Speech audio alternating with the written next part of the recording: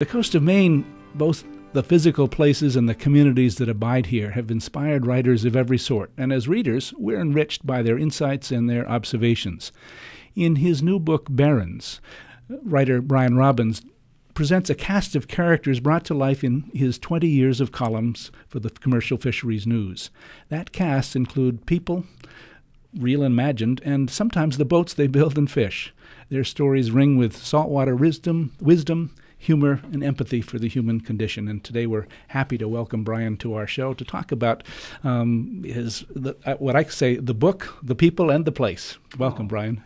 Actually, when my brother was down the South Pole when I was little, I used to write these books, write these stories, and God bless my mother and father, because it must have cost them, I don't know how much, and you know, airmail stamps to send the things down to, you know, Chile, I guess, you know, right. Point Arenas, Chile, or wherever, and you know, and get in off a 60-day loop to the South Pole and back. That'd be this package for my brother. By the time the 70s came around, I'm a teenager, and you don't tell anybody that you write.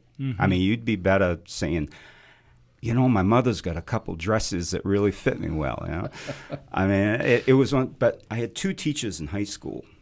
God bless them. Claire Grindle, hello, Mrs. Grindle, and the late Margaret Vaughn. She passed away a few years.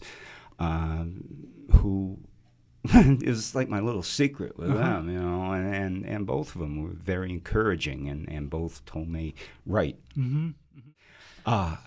You know, you've got these little movies in your head, and sometimes you don't know how they're going to end, you know.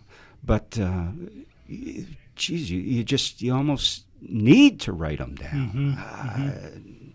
Now, isn't it silly that I don't have good words to describe this writing thing? But that's the way it is. And it was, you know, there are books that I studied. There's books that I read when I was in my teens that I've probably read, I don't know, Ron, 8 or 10 times since then. I mean, I just love the craft. I can't. You give me a piece of wood and a nail and a hammer, I'll split it. I'm terrible at that. But I could write about it, maybe.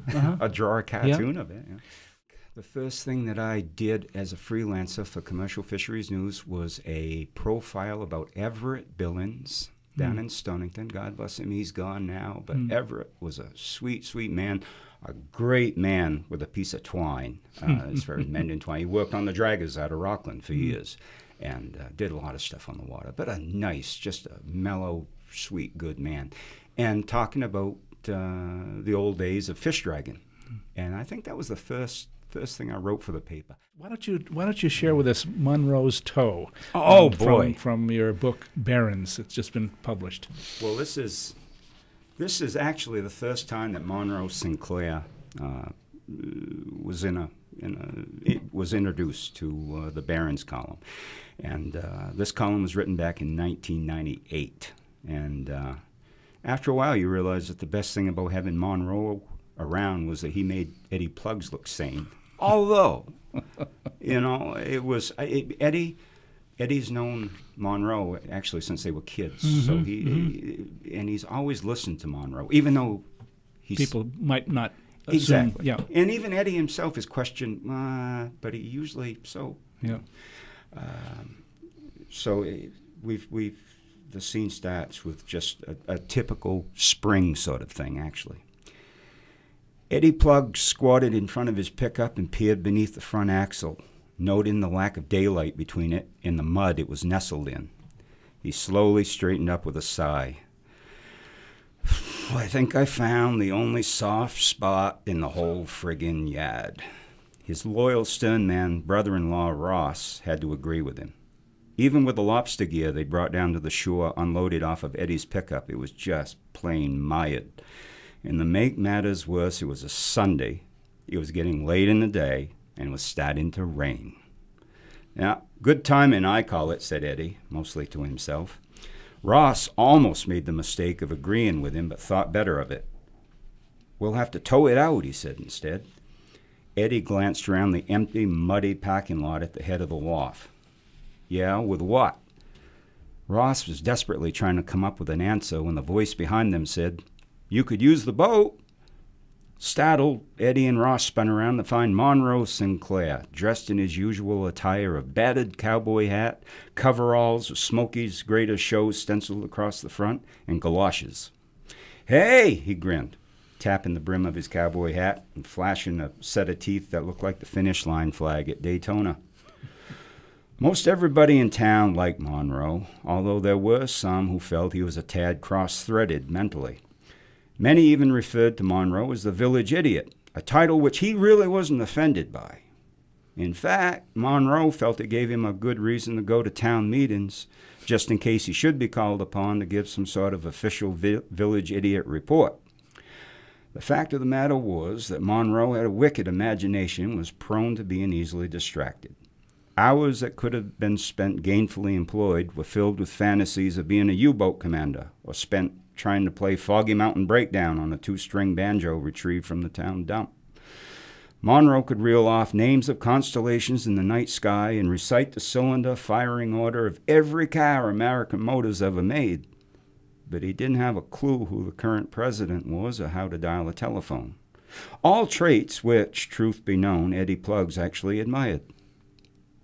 Ross could tell by the way Eddie was cocking his head that he was actually giving Monroe's suggestion some thought. "I suppose," said Eddie, scratching his chin, "the only problem is we don't have far to go and we'd be hauling the truck right towards the edge of the dock." Eddie pointed to the big stones which made up the face of the old wharf. Monroe shook his head. "No, Eddie, not that way. You run a rope from the truck," he pointed to a big oak further up the driveway, "back up around that tree, and then off to the boat. Remember that big anchor line you've got down forward? You had it out last summer when you were painting the boat." Monroe was right. The big polypropylene line in the forepeak of the Black Crow was stout enough to do the job. And even though Ross could hear faint warning bells in the back of his head, he went along with the plan, dutifully following the orders given by his skipper. So it was that Ross found himself standing in the stern of the Black Crow, paying out the tow line while keeping an eye on Monroe, who was sitting in Eddie's truck grinning like a madman, actually. The line drew up tight, and Ross waved for Eddie to lay on the power, which he did. As the Black Crow's diesel began to roar, Ross watched for a sign that Eddie's truck was beginning to budge. Nothing happened. Eddie laid on the throttle a little bit more. The pickup wiggled a little, but it didn't appear that the wheels turned at all.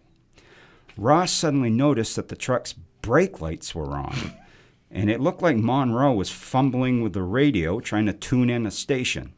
"Hey!" Ross hollered, waving his arms to get Monroe's attention. Eddie throttled back, thinking something was wrong. "What?" he yelled, throwing the Black Crow out of gear and walking aft. Suddenly the brake lights went out, the truck's engine gunned a couple times, and it roared clear of the muck hole. In reverse, Monroe, who had successfully dialed in a radio talk show concerning pets from outer space, had shifted into R instead of 1, and the rear wheels had suddenly found a place to bite onto. "No!" yelled Eddie, scrambling to the Black Crow's controls, but it was too late. He was taken off his feet as the Black Crow was yanked stern first towards shore.